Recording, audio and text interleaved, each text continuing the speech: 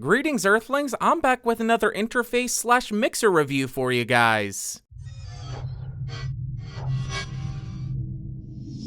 So today I'm going to be reviewing and walking through and explaining the Behringer Xenyx Q1202USB. If you are interested in this USB mixer, it'll set you back about $110 on Amazon as per usual, link in the description. And for this video, I have the Rode NT1 connected directly to the mixer with the gain at 60%, level at 0 decibels, EQ set to flat, compression off. I'll do no post-processing to the audio, but I may boost it in post, so check the doobly-doo for that information. Now let's go ahead and talk about what comes in this big box.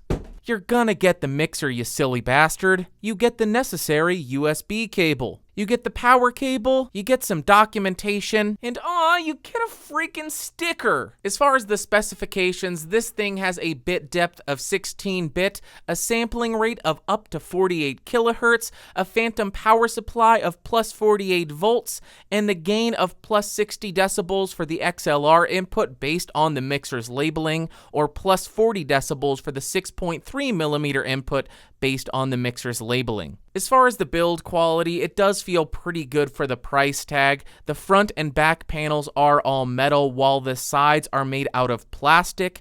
The dials are all really nicely attached, and they don't seem too loose, and the XLR ports are slightly loose, but there's nothing out of the ordinary there. Now let's have an exercise in tedium as we walk through every single feature on this mixer. So first, let's walk through the inputs and outputs. The first inputs we'll look at are channels 1 through 4, and each of these channels has either an XLR input, which allows to get 48 volts phantom power to your condenser microphone, or it has a 6.3 millimeter input for either balanced or unbalanced. Then you have inputs 5 through 12, which are made up of 4 sets of stereo 6.3 millimeter inputs, which can be made up of balanced or unbalanced inputs. Then over here you have a 2-track RCA line input as well. So now let's go ahead and talk about the outputs. And the first thing you're going to find is an FX send. This allows you to send the signals that you're inputting into the board to an external processor, so you can actually add your own distortion, your own compressor, or anything like that. Unfortunately, you don't have an FX return, so if you did want to get the process signal back into the board, you would have to take up some of your actual inputs. Next, you have a phone's output, which is pretty self-explanatory. That's where you plug your headphones. You have a set of left-right main outputs. You have a set of 6.3 millimeter control room outputs, and you have a set of RCA outputs. Now let's jump into the meat and potatoes of this thing, and that would be the controls. So first, let's go ahead and cover channels 1 through 4. And although this does seem overwhelming, just know that each of these rows are the exact same, so we're only going to cover a single row. The first thing you're going to find below each channel's input would be a gain dial, and this offers between plus 60 and plus 60 for the XLR input, or negative 10 through plus 40 for the 6.3 millimeter input. Then you're going to find a compression dial, and we'll go ahead and slowly increase this to give you an idea of how this impacts the sound.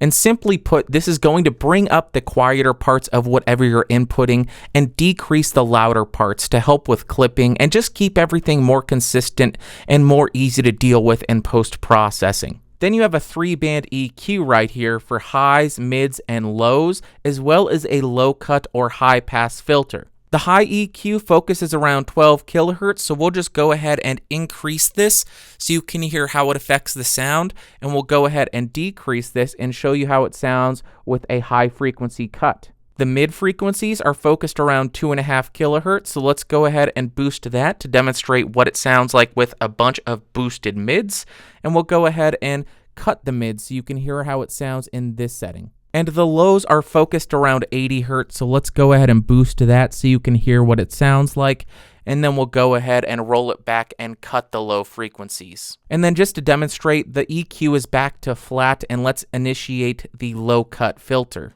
And this is how it sounds with the low cut, and wow, that sounds really bad. Next, you have the FX send output, and this is going to determine how much of this channel signal is being sent to the 6.3 millimeter FX send output, and this may actually be really useful if you want to do a mix minus. Next, you have the pan dial, and this is going to do exactly what you expect it. It can pan the input left or pan the input right. I just like to keep it dead center because that makes sense. And lastly, you have the channel level. I like to keep this at around 0 dB, so I'm not cutting and I'm not boosting. And as I mentioned, channels 2 through 4 are the exact same, so we won't be covering those. So now let's go ahead and talk about the controls for channels 5 through 12. Here are the controls for channel 5 and 6, 7 and 8, 9 and 10, and 11 and 12. And as you can see, it is a lot simpler, and you lose a lot of the control you had on channels 1 through 4. First, you're going to find the FX volume dial, and this is going to adjust the amount of volume that's being sent to the FX send output. You find a gain button, and while it is in the up position, you have a +4 gain setting, and when it is depressed, it has a -10 dB gain setting. Then you have pan, and just like previously, this pans it left or pans it right. And lastly, you have the level or volume. So now let's go ahead and jump to the main section. The first thing you're going to find is a phantom power button. This just turns on or off the phantom power that's being provided to channels 1 through 4's XLR ports. Then you have the master FX send volume. This will just allow you to adjust what's going to the FX send even more. So now we have this very confusing and poorly designed USB 2-track section. So right now I have some music playing in iTunes, but I can't hear anything because both buttons are set to the up position. If I press the first button down, the 2 phones/control room, I can hear what's going on in iTunes in my headphones, but I am unable to monitor my microphone, so that makes it very useless in my opinion. Now both buttons are set back to the up position, and we have this 2 main mix button, which is very confusing and poorly designed as well. So right now I still have music playing from my computer being sent through the mixer, but I can't hear it in my headphones. Now if I were to press this button down, the 2 main mix, I would be able to hear what's being played through my computer, but it would mute my microphone input, so I wouldn't be able to record anything. So to me, this button is completely useless, and there is no way to monitor what you're saying while listening back to the audio being played through your computer. And I did find a single solution to this problem. It was presented by Ray Ortega, and I'll go ahead and link the video up in the upper right-hand corner somewhere to help you see if that's going to work for you. Now, one solution that I personally found for this issue is if you have a DAW that allows for input monitoring. For instance, right here, the I, if I click that, now it's going to play any audio that this mixer is putting to the software through my headphones. Unfortunately, this does create an additional issue though, and that would be latency. What I mean by that is it takes a certain amount of time for the audio to go from your mixer into your computer through the processing and back out to your headphones, so you're not going to be hearing it at the exact moment that you're speaking, which may throw some people off if the latency is great enough. Okay, back to the walkthrough now. Then you have this FX2 control room button, and what this does is allow you to check the mix that you're sending to the FX send. So by pressing this down, it lets me hear what audio is being sent through the FX send output, which is very useful if you're creating a bus for a mix minus or anything like that. Then you have a headphone/control room volume control, which is very self-explanatory. You have a main mix button, which is going to control the output volume being recorded, as well as sent through the main outputs. Then you have a very limited volume meter to give you some indication of the levels you're getting, or if you're clipping. You have a +48 volts phantom power light to let you know if the phantom power is turned on, and you have a power light to let you know if the mixer is plugged in and getting power. So right now you can see that my gain is set at around 50%. I'm going to drop this to 0 and slowly increase it so you can hear what kind of noise is generated by this interface's preamp. About 25%.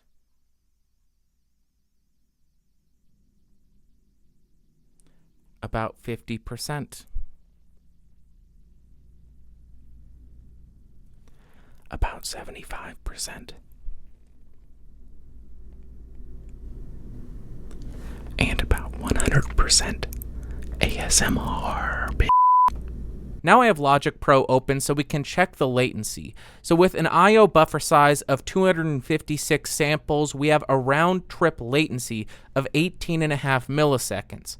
If we cut it down to 128, we're at 12.5. and if we cut it down to 64, we're looking at just under 10 milliseconds. Now, to demonstrate how much gain the Q1202 USB can offer, I now have the Shure SM7B connected directly to the mixer.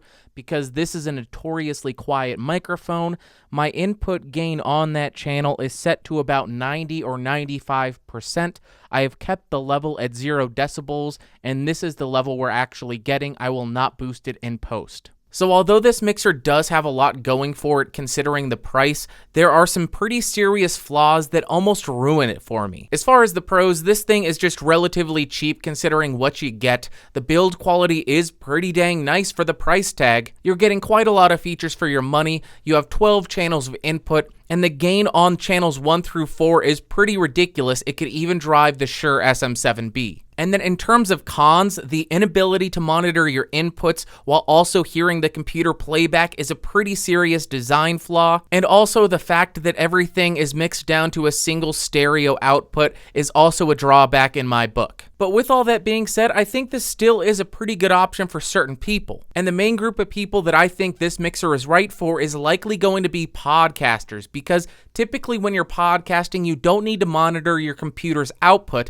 you only need to monitor what's going into the mixer. But on the other hand, if you're a musician, you absolutely need to be able to have 0 latency monitoring of your inputs while also hearing the computer's playback so you can record multiple tracks. So if you're a musician, this is not going to work for you at all. Alright guys, I guess that'll do it for today. If you found this video fun, interesting, or helpful, go ahead and give me a thumbs up. If you thought it sucked, thumbs down. If you want to influence the gear that I review next, head over to geeksrising.com/podcastage and cast your votes there. If you want more videos just like this, subscribe by clicking the logo beneath me. Follow me on the social media stuff, links at the bottom of the screen. Check the Discord server, link in the description, and I will see you all on Friday. Thanks for watching and checking it out. Bye.